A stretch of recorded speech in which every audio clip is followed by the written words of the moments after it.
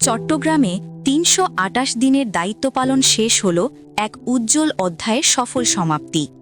বদলি হয়েছেন চট্টগ্রাম জেলার আইন শৃঙ্খলার অভিভাবক পুলিশ সুপার জনাব মোহাম্মদ সাইফুল ইসলাম সান্তু বিপিএম বার, যিনি তার কর্মময় দিনগুলোতে রেখে গেছেন সততা, শৃঙ্খলা, মানবিকতা, দূরদর্শিতা আর পেশাদারিত্বের অমলিন ছাপ।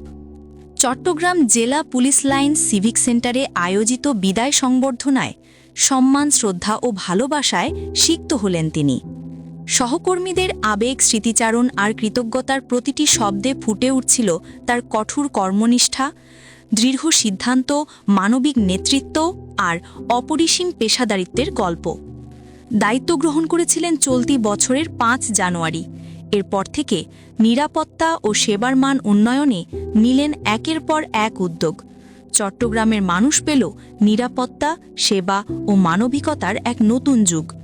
রাতভর মহড়া, নিরাপত্তা চেকপোস্ট, মহাসড়কের ডাকাতি প্রতিরোধ। রাতের অন্ধকারেও সক্রিয় ছিলেন তিনি। পাশে রেখেছেন পুলিশ বাহিনীকে, বাড়িয়েছেন মনোবল, ফিরিয়েছেন মানুষের আস্থা। অবৈধ অস্ত্র উদ্ধার অভিযানে বড় সফলতা। মাদক বিরোধী বিশেষ অ্যাকশন টার্গেটেড ড্রাইভ, ব্যাপক মাদক উদ্ধার। মাদকের বিরুদ্ধে যুদ্ধ ছিল তার অবিচল ঘোষণা। চাঞ্চল্যকর মামলা উদ্ঘাটন, আধুনিক প্রযুক্তির কার্যকর ব্যবহার, দ্রুত তদন্ত ও গোয়েন্দা সমন্বয়ে বহু রহস্য উন্মোচিত হয়। সন্ত্রাসী, চাঁদাবাজ, ভূমিদস্যু, অপরাধ চক্র, কারো প্রতি কোনো ছাড় দেননি তিনি। অপরাধপ্রবণ এলাকায় নিরাপত্তা জোরদার, মানুষের আস্থা ফিরে আসে নতুনভাবে। তিনি ছিলেন একজন নির্লোভ, জনবান্ধব পুলিশ কর্মকর্তা।